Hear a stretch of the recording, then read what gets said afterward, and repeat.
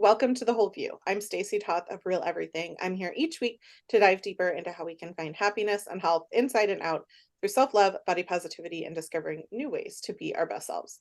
Before we get started, a reminder, this podcast is for general educational purposes and is not intended to diagnose, advise, or treat any physical or mental illness. We always recommend that you see a licensed health professional accordingly. This week, I'm excited, listeners, to introduce you to María-Victoria Albina, who is a Latina functional medicine nurse practitioner, a nervous system expert, trains in sensory motor psychotherapy, and the host of Feminist Wellness podcast.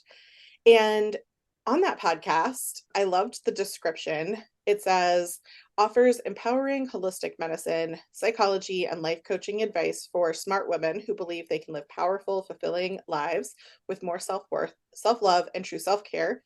Equal parts nervous system science and witchy woo. Victoria brings it all together to help you see how your socialization, conditioning, and family blueprint are keeping you feeling stuck in life. And she says, if you're feeling ready to shake the codependent, perfectionist, and people-pleasing thoughts that keep you searching for external validation, putting yourself last and everyone else's needs and opinions of you first, then she's for you. And by golly, I know I am. We're going to have so much in common because I was like, that description could probably be read for me as well. So welcome so much to the show. What can you tell us more about yourself and the work that you do? Oh my goodness, that bio is so thorough. What I else? don't know your favorite color yet, Oh, I'm really into like a teal, like a very specific, like the sort of furthest out you can see of the Caribbean when you're standing on the beach, right? Like a rich robin's egg plus sky blue, like if they had a baby, that kind of Caribbean blue. What about you? What does it say about us people who have like a shade that we're going to tell people is our favorite color? I really a lilac, like a grayish light purple. Ooh, that's Yeah, nice. for a long time I told people that my favorite color was black because really it's neutrals, Sure. but I love that it feels very soothing to me, that lilac gray color. That's nice. But I would never tell someone my favorite color was purple. So what is that? I think it says we're high maintenance and that's okay. I'm gonna own that. Sure. Well, high maintenance, or like you know who you are, you know what you like, and you're not scared to own it. Exactly. Yeah. Yes. So, what did my introduction not include? What brought you to the work that you do today? Maybe would be a better question to ask. Yeah. I recognized after many years of practicing medicine, practice as a primary care provider, practicing holistic medicine, functional medicine. I had a private practice in Manhattan doing functional medicine with a focus on the gut. I realized I was really treating trauma. And so much of what we're treating in Western medicine are the lingering effects of stress, distress, and trauma in the nervous system, the somatic impact of our lived experience showing up in our physiology, showing up as headaches, as bad period pain, as can't poop, as poops too much, as heartburn, as slow motility in the gut, as food sensitivities, as on and on. One key thing, a thread through that we can see with so many of the chronic diagnoses so many of us are suffering with is the stress, distress, and trauma that's held in our nervous system because our nervous systems love us. I have found myself 100% on that journey. A little bit about me, but I started in the wellness space almost 15 years ago Mm. through kind of a weight loss and dietary lens, realized how harmful that was, went down nutrition, became a kind of food obsessive, health is type mindset, and realized that all of it was still working around a lot of the traumas and feelings and stresses in my life that I really wasn't dealing with. Yeah. And it's interesting how many people, since kind of that realization, and experts that I've had on the show who are now within recent years being able to show through medical literature a lot of what you're saying, right? That our bodies, not surprisingly, hold on to the emotional pain. And it wasn't until I was a foster mom Mm. helping people, helping teenagers with complex post traumatic stress disorder and seeing how that played into their overall wellness and read The Body Meets no, keeps the score. Thank Yeah. you. That I Mm-hmm. was like, oh, this Oh, wait a applies to like second. everybody. This is not Yeah. just foster Mm-hmm. children. And so now this audience of listeners has kind of been on that ride for a long time who also have autoimmune disorders and different sort of things that Yeah. are learning to educate themselves on these things, but also trying not to be um, too hard on ourselves or too overwhelmed by Mm. all the things, right? Because now we're Right. like, oh, well, now I also have to, one more thing I have to think about or worry about. So I'm wondering maybe you could give a little perspective on your own, because you've had your own health journey, you've had your own trauma history with immigration, like all of that kind of stuff. Maybe if you could paint a picture for us of what that could look like and what to look forward to, like where you're at now. Well, so let me separate those into two different sort of things. Yeah. So some ways to start seeing this invitation to shift towards looking at our health through the lens of the nervous system. Yeah. And then I can share what my life is like now Please. because it's pretty rad, my life now, I must say. So, it is. Let me just pause to be like, it is a whole lot when you are on like constant elimination diets and constantly trying new supplements and doing another poop test or another pee test or like another dried urine. Like it's a lot. So I just want to on like it's a lot. So thinking of like, well, oops, now I have to add this too. I hear you, folks. It's a lot. I get it. And what we've there has been a cultural misunderstanding that is in opposition to the evidence base in the literature, in the scientific and psychological literature. We've been taught to believe in the talk therapy model, which says you have to start in the dark alley and tell the horrors of what happened moment by moment, line by line, and you have to relive it over and again in order to heal. And we know not only is that not true, it is harmful, right? It can often be quite harmful because we're making our nervous systems literally live it again, right? Which dysregulates us more. And so what we know is that it's not just being with our nervous systems with the pain that helps them to heal. It's showing our nervous systems that we can be safe in joy, in pleasure, in peace, in calm, in gratitude, not BS gratitude, for realsies gratitude. Yeah. And that we can hold ourselves in loving care and allow just a little bit of goodness in, and that can be safe. And so what's happening is instead of focusing on the negative and focusing on the trauma, we focus on bringing the nervous system peace and allowing the medial frontal cortex of the brain, which is our watcher, our awareness, our third eye. Again, science woo, yes, is my when given the option, I'll say yes.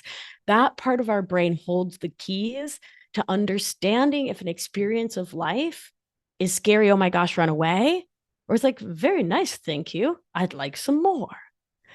And so when we allow ourselves to hold the fact that we've had trauma, that we have these symptoms, we have this chronic pain, we have this challenging lived experience, and for the next 27 seconds, I'm just going to watch that butterfly and I'm going to see what it feels like in my body, to just watch her land on the pretty purple lilacs, right? Watch her little proboscis just have a little nectar, just watch the sunshine.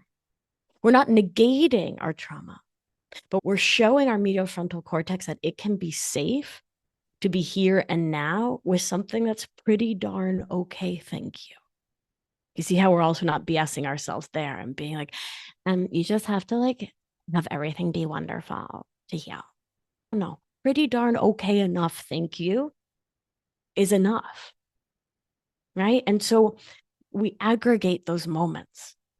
And watching the butterfly might then take your eye to the fact that there's new flowers.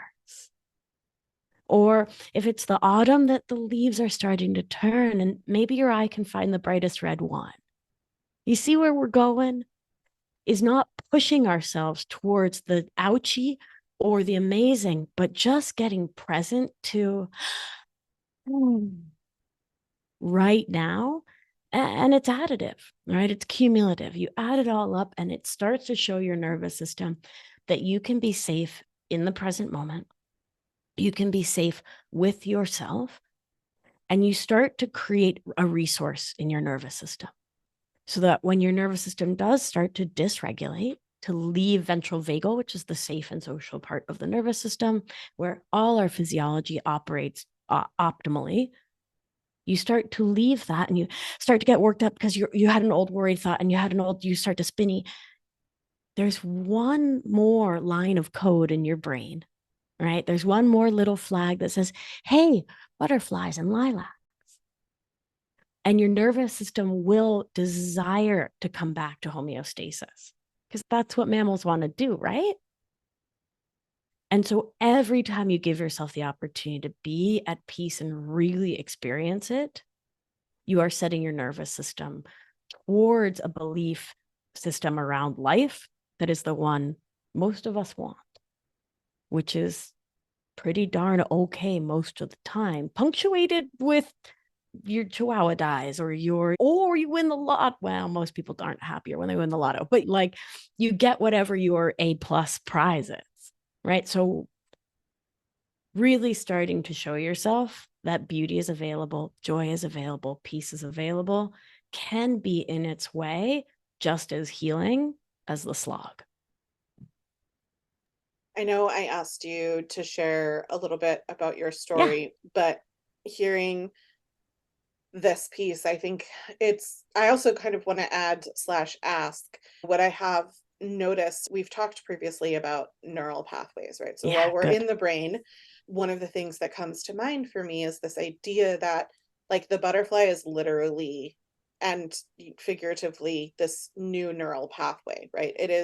It's not as deep and it's not the path that you've taken over and over again, Right. but our bodies are going to, even though we know logically that it's not safe, if it's what we have established for ourselves as a coping mechanism, even if we can say, I know it's not healthy that I seek people in my life that are reflective of previous harmful relationships that I've had, but somehow I keep going back to those, right? Like that's the neural pathway that we've developed, some maladaptive coping skill, whatever it might be. And when I hear you talk about the butterflies, right, it's literally a like floating by a new path. It's Yep. ever so delicate, right? But that gives your brain that opportunity to, in that moment, do I really want to go down this path that I know isn't great for me? Or do I want to go down this path that does feel calm, that does feel good? Do I want to allow myself to do that? And Yeah. I think the other part of the work is being able to tell yourself, yes, I'm deserving of that. Yes, I want to sit in the joy, right? Like Right. those kinds of things are hard too. Right. Which is why I say, tell yourself you deserve the okay enough-ish. Right? Like I'm all about that incremental, like not even 1% more better, like 0.2768% more better. Right? Because yeah, I deserve the joy.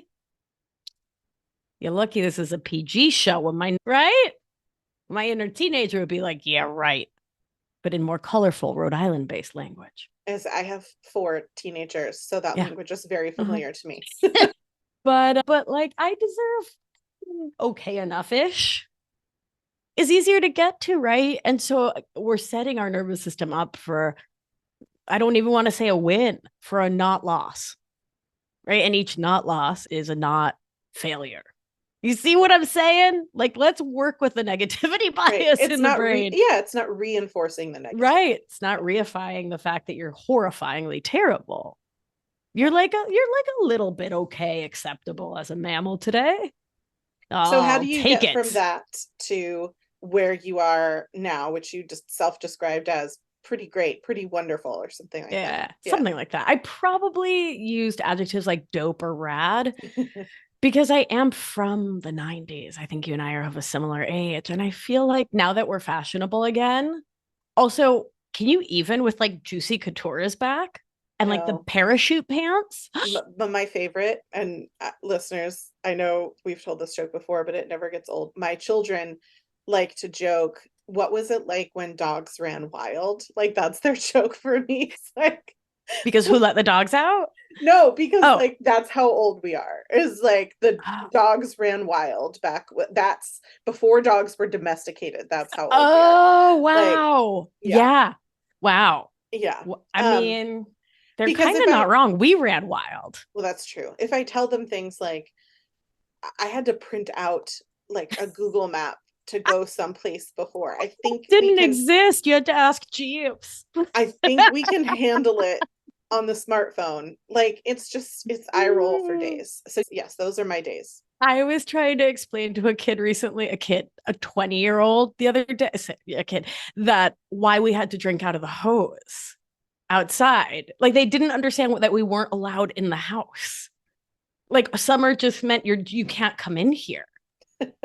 Like what were the parents doing? Like my mom, I mean, Not parenting. Kudos. I mean, my mom raised two very strong-willed children as a single mom, so more power to her. But like when she said leave the house and don't come home until dark, like Till what the was street she lights are on. right? Yeah. What was she doing?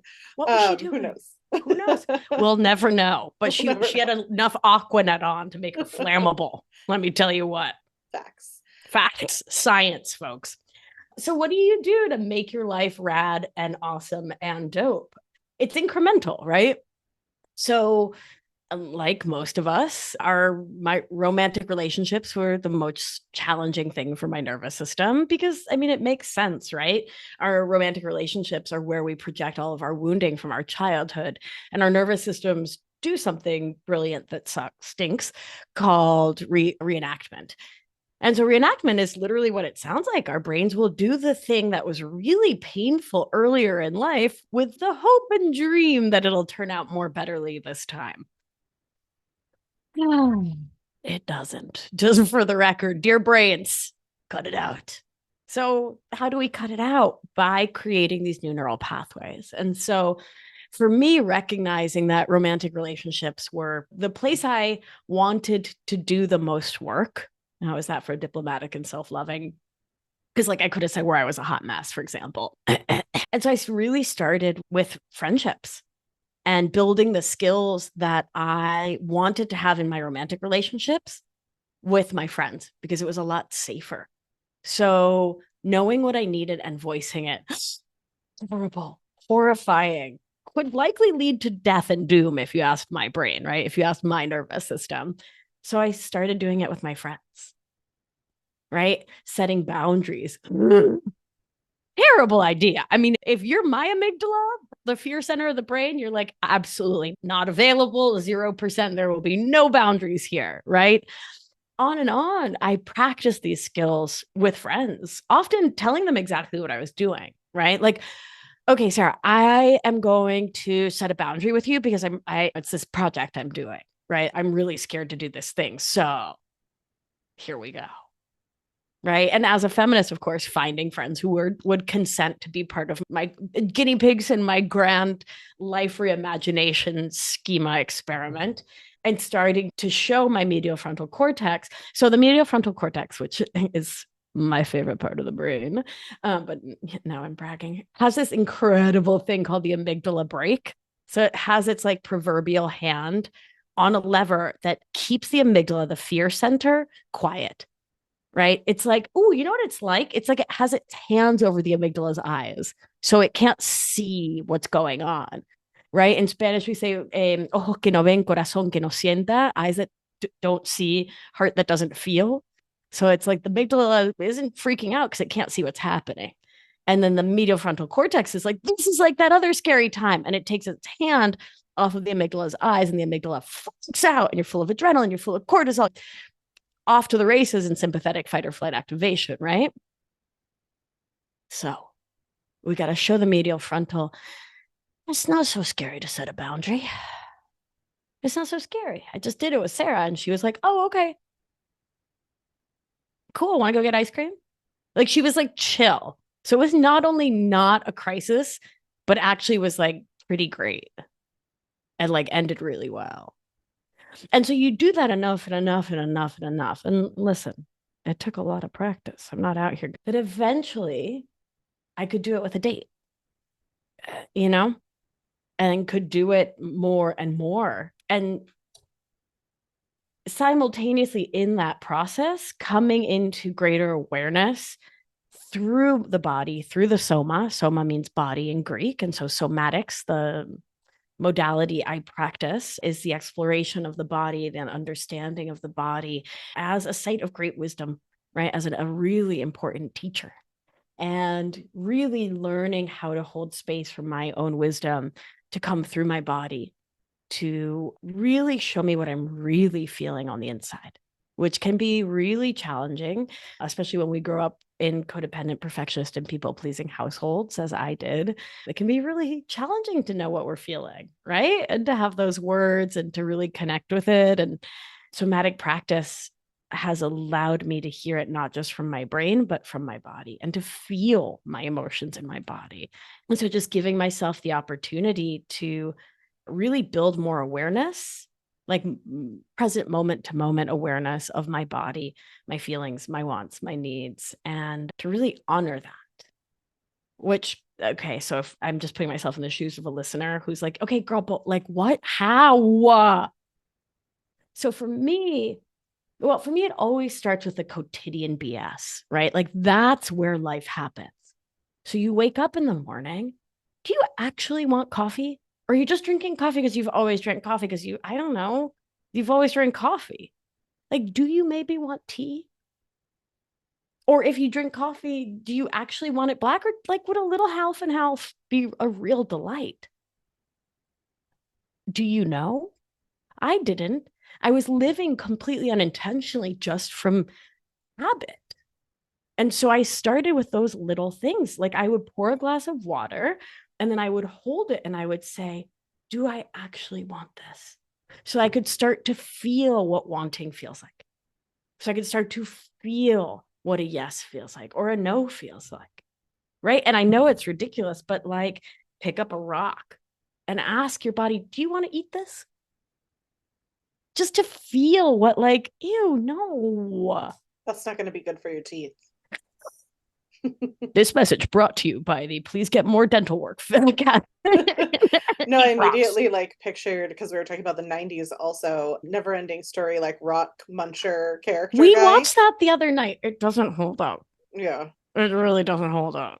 I gotta tell you. So if you haven't, if you're from the 90s and you haven't rewatched it, maybe don't. Princess Bride holds up though. Oh my God, it holds up perfectly. Yeah, it's a good one. Yeah. Oh, Reality Bites.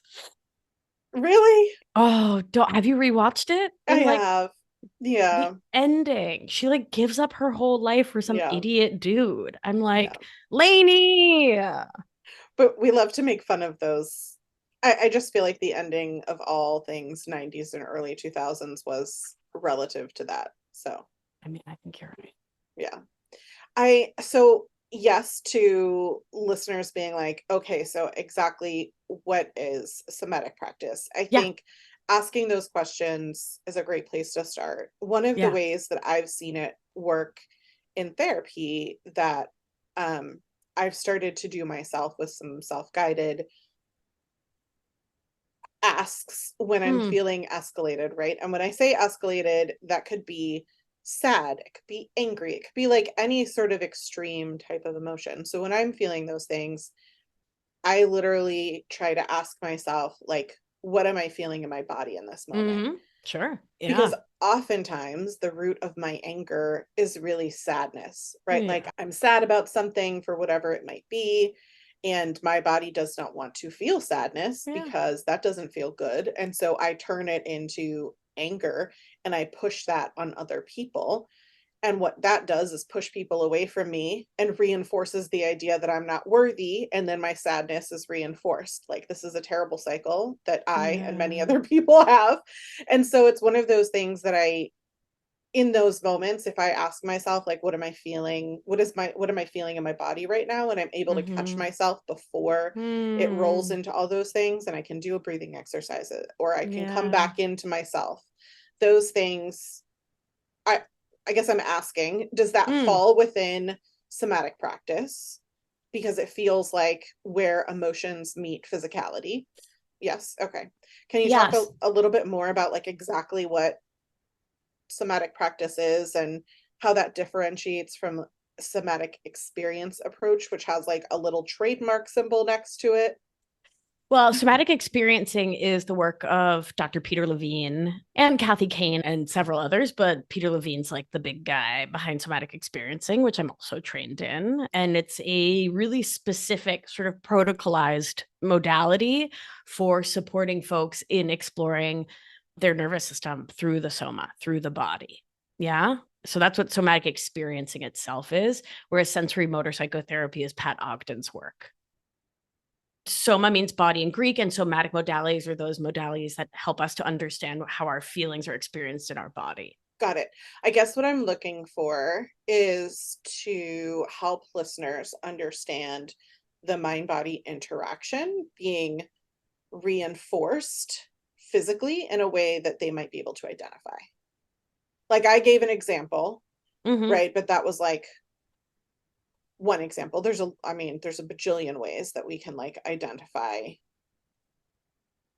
So Yeah, just looking for IBS. Yeah. Okay. yeah, so going into Yeah. that sort of Got it. things and how it builds up chronic, like over time as Yep. chronic pain, all that stuff would be great. Got it. Okay, great. And what I think is really applicable, important, and useful for us to understand about somatics, which again is looking to understand the connection between mind and body. It's a series of practices and modalities that support us in understanding how our mind and body are constantly talking to each other through our vagus nerve, the 10th cranial nerve, the longest nerve in the human body. And what's really important to understand is that all of our lived experiences get imprinted into our physiology. Now, some just wash away, right? Like if you go to the supermarket and it's totally fine and nothing really happens, it doesn't imprint. But let's say you go to the supermarket and someone starts screaming at you, right? Out of nowhere. That will imprint in our physiology. Same too, right? If you go to the supermarket, like the other day I went to my local Hannaford's and Patty, who checked me out, was incredibly kind. It's been like 10 days. And I literally remember that her birthday is August 9th because she was so lovely. Shout out to her. But so our mind, well, but let's stay with that. I was about to go away from that. But in that moment of Patty being just so darn lovely, that led my nervous system to have an uptick in physiologic awesomeness, right? Because that was a beautiful moment of social engagement, my nervous system started working optimally. My cognition was optimal. I was thinking real sharp. I wrote a real good podcast when I got home from the supermarket.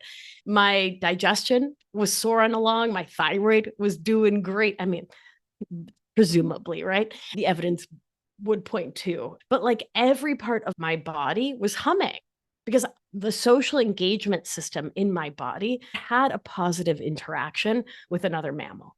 And that's what we want as humans, right? We're pack animals. We're always looking to everyone else's nervous system to let us know if we are safe or not. And Patty made me feel not just safe, but really connected in with community.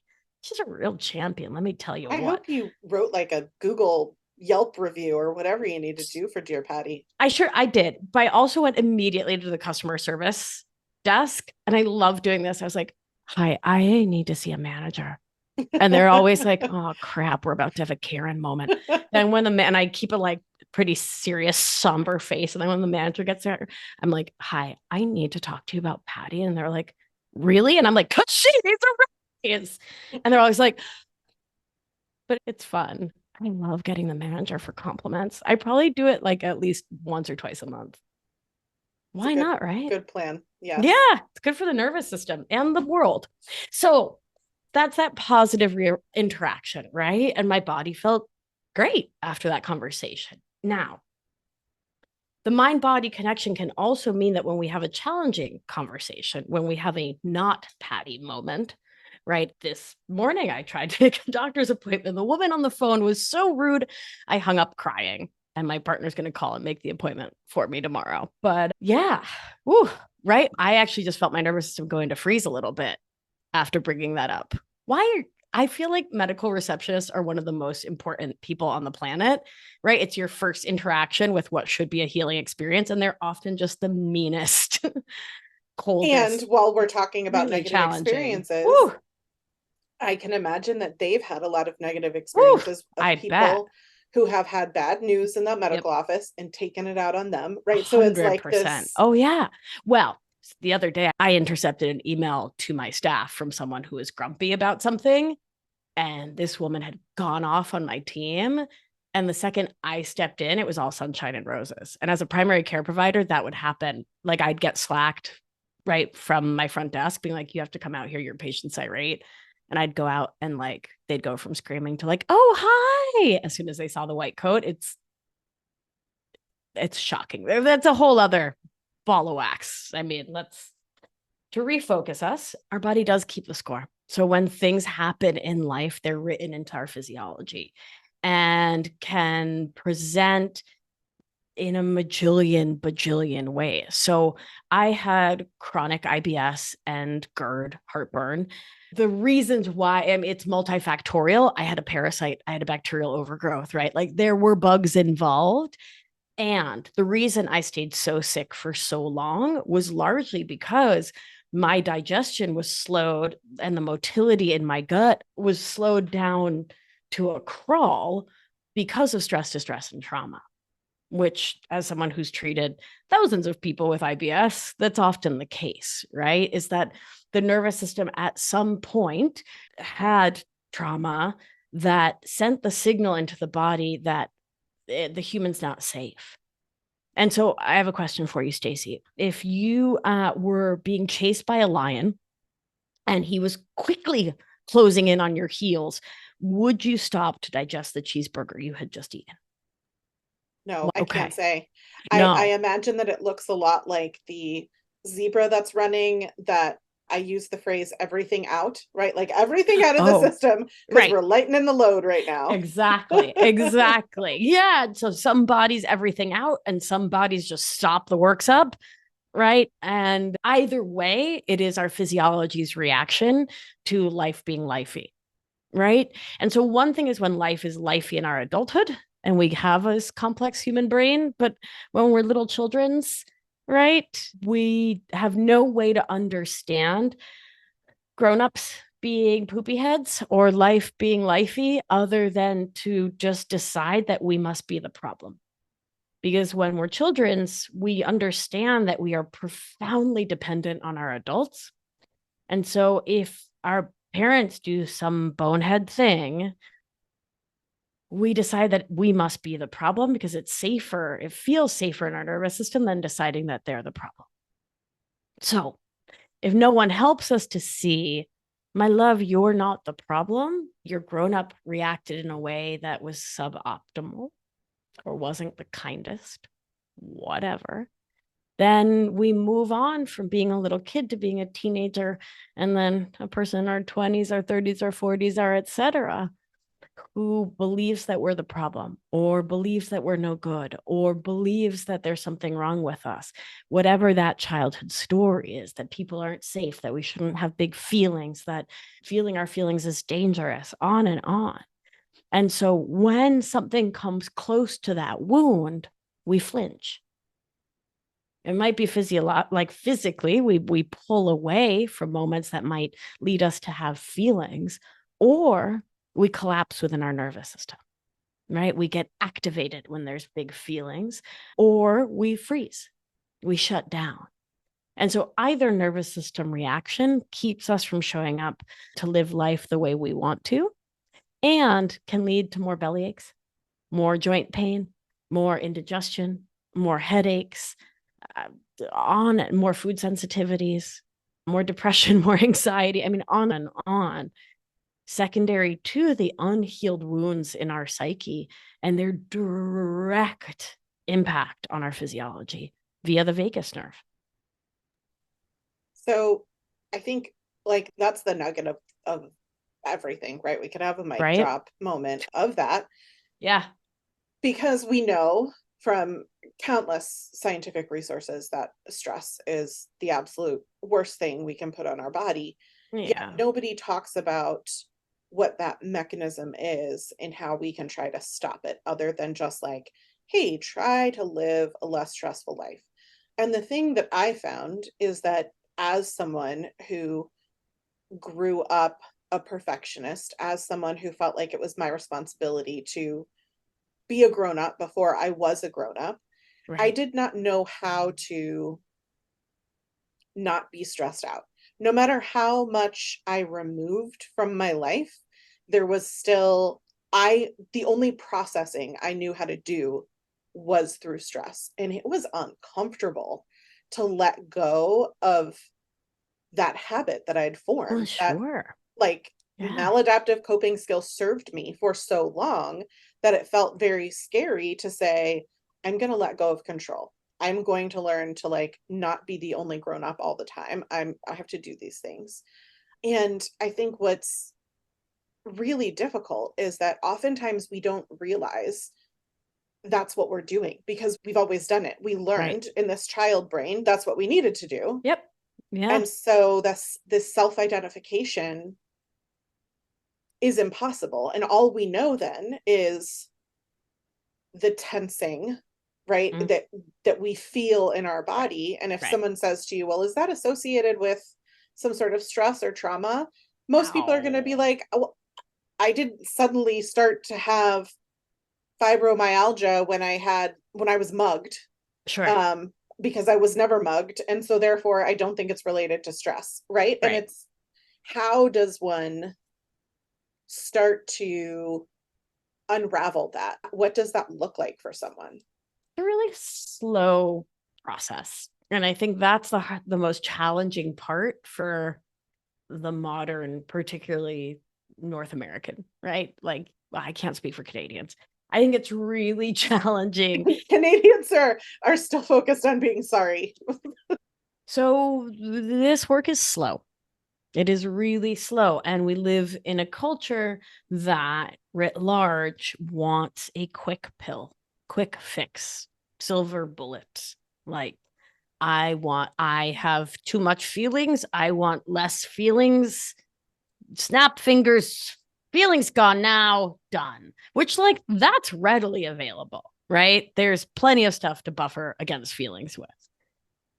And when we choose to do the work of nervous system healing, the first and most important thing really is patience, because it's got to be slow. The nervous system needs, right? And I don't think that, I know that can be frustrating as hell. I mean, so in my own healing work with my own somatic experiencing practitioner, right? Like I go in being like, all right, I want to fix this huge childhood wound. And then we spend an hour barely dancing along the edge of it. Right. And we do that because, again, the medial frontal cortex, the awareness part of our brain, our watcher, is constantly scanning us, looking for any slight reason to throw that amygdala break and throw us into sympathetic activation, into fight or flight, into adrenaline, into cortisol. And that is antithetical to the work of healing. And so when we go really slowly, we can start to bear witness to our pain and its impact on our nervous system. We can start to see that, oh, maybe that back pain, maybe that is feelings. And we can back up off it. Right. And so this process is called pendulation and titration. So titration here is used like titration anywhere, right? To add something slowly, drop by drop. Right. And we do that to not flood the nervous system.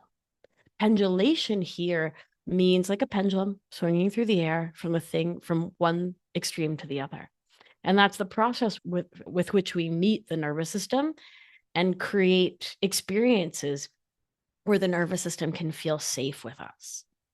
And what that looks like is focusing on the butterfly and then the assault, and then the butterfly, and then the other drum, and then the butterfly, and maybe a little more butterfly. You're getting a little activated, a little more butterfly, a little more butterfly, a little more butterfly, and then the assault, and then the butterfly. Right. And so we show the nervous system that safety is possible.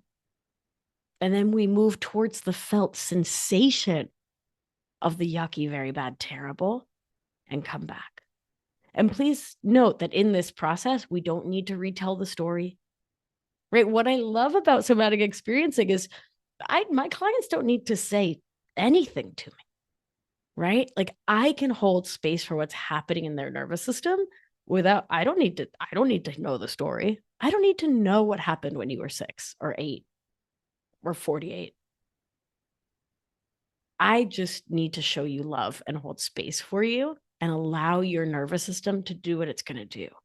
And that's the work of it, right? Is holding space and allowing the nervous system to do what it wants to do, which really is to come towards healing.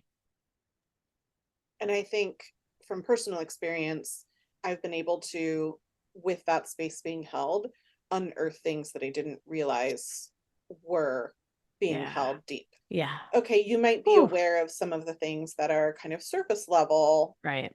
but when we talk about childhood wounds, this is not to say that everybody had a bad parent. I genuinely feel like everybody does the best that they can with the skills that they have. Sure. And nobody is perfect, which means we're all going to have some sort of wound, and it might have happened at school. It might have been Sure. because your dog died. It might have been because you did have trauma from your parents. Like Right. I just want to reinforce that this idea of acknowledging that you have trauma doesn't mean that you're telling somebody else that they were a bad person, because sometimes Sure. that prevents us from Right. being willing to, you know, sit with our own feelings because we're too worried about somebody else's. So want to put that out there. But I know for me, when I finally had the safety in a partner who I could say, I mean, I've been married for 22 years, and it wasn't until the last 3 or 4 that I was able to express my own needs and set my own boundaries for my own healing. And what that looked like in our marriage was very dysfunctional for like 2 years. We weren't sure we were going to make it because Hmm. I was realizing, oh, we have some messed up relationship here that I'm Mm-hmm. fulfilling from the things that didn't go right in my youth and how I've adapted to them. I don't want to continue that behavior Right. because it's not Right. healthy. That means I need you to not be expecting this and to not be enabling these behaviors. Mm. And that takes, like you said, it takes a lot of time. We had to have patience with one another. We had to know one another's intent. We had to be able to have communication and talk about those things. Yeah. But what it allowed me to do was finally, when I felt safe, to get to some of the root of that stuff and be on the other side, like you said, in this pretty dope place where Right. I no longer am having a need for so much of the food elimination or so much Mm. of the, like, the things that I was thinking were helping me all along were really just, whether it was psychosomatic or like, if that, who knows if that was reducing my inflammation and now I've reduced it another way, like whatever it might be, to be in a place where for the first time in like 12 years I'm eating tomatoes, and how Mm. I can like taste a tomato and I'm like, this reminds me of my a dish my grandmother made. Like, how amazing is it that I can, like, I ate a piece of grilled corn in the cob last night and was like, I tasted every bite of that and it was amazing and it was incredible and it was all this like wonderful Mm. joy that was like a Mm-hmm. butterfly for me, rather than like Mm. this negativity that I had had to go down for so long. Yeah. Yeah. Oh, that's so beautiful. Yeah. And I think that's such a great point that somatic practice, when we're buffering against life, when we're using whatever we may use to keep life and emotions at arm's length, doesn't just keep the sad and the scary and the angry and the bad away. It keeps the joy away. It keeps the tomatoes and the summer evening and the true butterfly. It keeps it all at bay. And nobody's trying to do that on purpose. But when we open ourselves up to experiencing just a little tiny bit of that sad, a little tiny bit of the joy can squeeze on in too. Yeah, it's a pretty beautiful thing. I would love if you could share. I always like to leave listeners with Yeah. positive, Mm, actionable suggestions that they can walk away with and mm, work on with themselves. So I know that you have meditations that you're hmm. offering to listeners. Yeah. That, and what other things would you recommend that they can implement after listening to the show? Not feeling overwhelmed by all the things and like, oh, it's not going to happen overnight for me. There is no magic pill I can take. But what are some things that they can start to do in practice? Yeah, start to slowly, gently raise awareness of your internal physiologic state. Now, for folks with a history of stress, distress, and trauma, that can be going inside and feeling feelings in your body can be a little too activating. So then just start to once a day feel what the edge of your skin feels like. Just notice it, right? Is it warm? Is it cool? Is there a breeze? How does it feel? Right. And starting to create awareness of our bodies. I don't know about you, but I was very shut down to my body for a very long time. I had keen awareness of symptoms, but was very shut down to feeling my emotions and feeling sensation in my body other than ouch. Can you Right. can you parse that out a little bit? Because what you just said, I think, is really big in that I would have described that I had extreme awareness of my body. I had very good self-awareness of my symptoms, Yes. which was Yes. different than what you're talking about. Yeah. Can you just Okay. a little more on that? Okay. So, right. So, oof. Symptoms. I am bloated, my belly hurts. It feels like I have to poop, but I can't, or my butt hurts because I've been pooping all day. I, let's see, I'm having joint pain, right? Like it's things that you can make as a statement, like you could say, share as a statement without feeling, without, let me give an examples of sensation. I think that may explain what the difference. So let me think of, well, a really easy one is my partner. So I can think of her and I instantly feel like this like swell of bubbles come up through my chest from my belly. Like my whole body feels like champagne. Like it's like all these little bubbles. And there's like this blue green feeling in my belly that is light and effervescent and easy. Yeah. And then my tailbone feels joyful. So it's like the actual felt sensation of an emotion. So the really easy way to get there is, does it have a color? Does it have a texture? Does it have a temperature? Does it have a weight? Does it have a pattern? It can be different than texture. Does it have a smell? Is it radiating? Is it still? And really, I jokingly say to my clients, like, not just paint me a picture, but write me a Victorian novel about it, right? Like, get into such absolute detail about the sensation How of would the. Kira Knightley describe it? Thank you very much. That's exactly what we're looking for here. It's foolish of Peter Levine to not cite her in his work. Come on now, buddy. But yeah, how would Kira describe it? Right? Like, what is the fainting couch of your emotions? And when we go to that embodied level of connection with the feelings, what we're doing is grounding ourselves in our felt experience. And so we are in the subcortical brain versus having the neocortex, the prefrontal cortex turned on and firing. Right. So the prefrontal cortex is where executive function lives. And it's what helps us drive cars and write books and emails and do life things. And it's where story lives. It's where meaning making lives. And so somatic practice is less interested in meaning making and more in felt experience, because that's what changes the experience in our nervous system, is staying present to felt experience and not dying. And I mean that, right? Again, we don't need to have like a sunshine rainbows pony fest, but staying with the sensation of like, here is some sadness in my belly and I'm still not dead. Okay, let me stay with it for 4 more seconds. Still not dead. 4 more seconds. All right. And that's how we build up our capacity to stay with our feelings.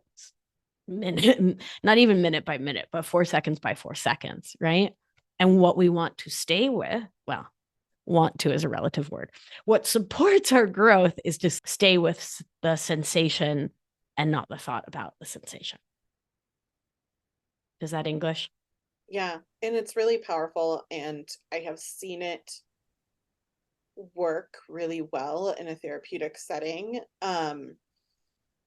So for example, thinking about the dangerous thing, whatever Mhm. it is, it's different for everybody, right? But like a feeling comes up about the dangerous thing, and immediately we go to action. Our body goes to Yep. a place of like survival mode, which means Sure. action. Yeah. And whether that's freezing or fleeing or fighting, whatever that is, that's the action. And instead, we're actively telling our brain it is okay to sit with these bad feelings. It is okay to be sad.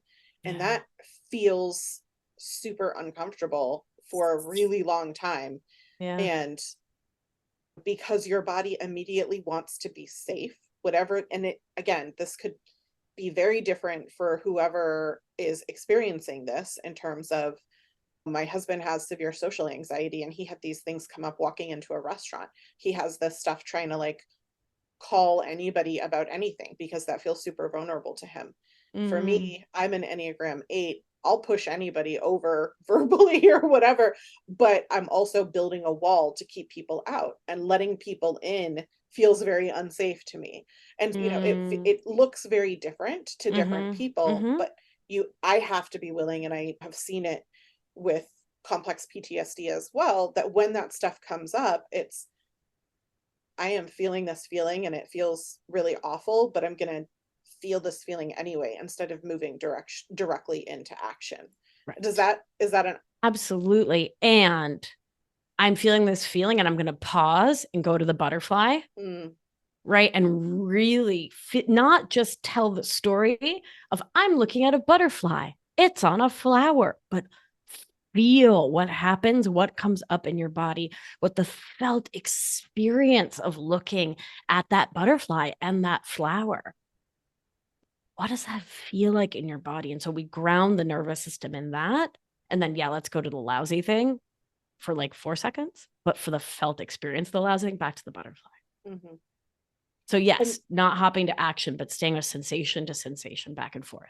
and for perspective, what that has looked like in practice for us is like identifying something in the room that we like, and just like, okay, we're in the sadness. Now we're going to reset. We're going to look at this. Yep. Like, whether it's a picture of a memory that you liked, or it's a stuffed animal that feels comforting, or it's looking out the window that Yeah. feels like whatever it doesn't have to Sure. be a beautiful butterfly or whatever, No. right? It can just be something that feels safe. Like you're literally telling your body, okay, here's the safety. Yep. Like hone in on this one thing. Yep. Yeah. And so that's called orienting. So, orienting the nervous system. So, what happens when we have that history of stress, distress, and trauma, it's like there's a bookmark is put into our nervous system, into the timeline of our life. Our amygdala, the fear center of our brain, is evolutionarily, it's wicked old, is the scientific term. And unless you're on the West Coast, and then that's hella old, also the scientific term. I want to be inclusive. Stacy, I it's appreciate very that. important to It's me. very Thank you. important. Very important. And so, my colors of Benetton here. Remember that. Okay, other conversation. Timelines. The amygdala doesn't know when you are. And so we need to tell it sometimes. So let's say bit by dog.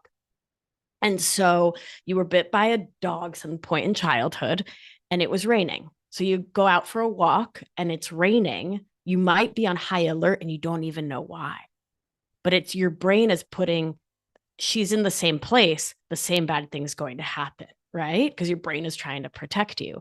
And so that's called coupling dynamics. We're going deep right now, but we go Here, I was back. trying to give listeners an easy thing to do, but we're giving you bonus content instead. Listen, here you go. You get two wicked nervous system nerds together, nerding's going to happen. But now, once again, we're bragging, or I'm bragging for us.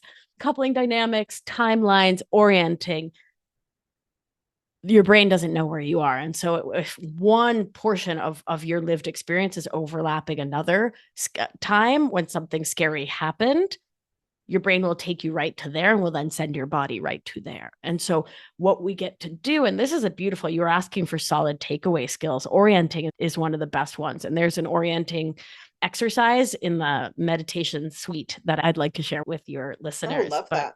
so if you head on over to victoriaalbina.com/orienting, Whole View. You can download for free orienting exercise, inner child meditation, all sorts of other goodies just for listening to the show.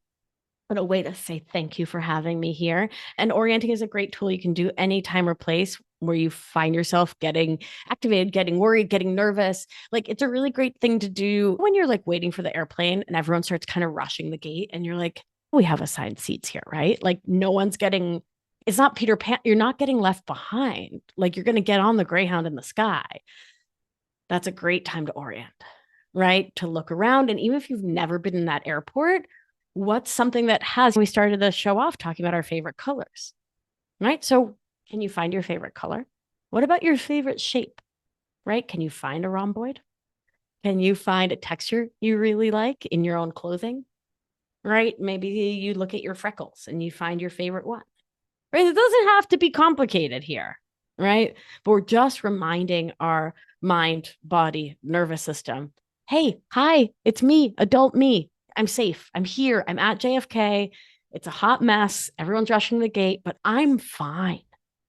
I'm totally fine. I'm right here. I'm not a kid. It's not scary. I know it feels scary. It's okay.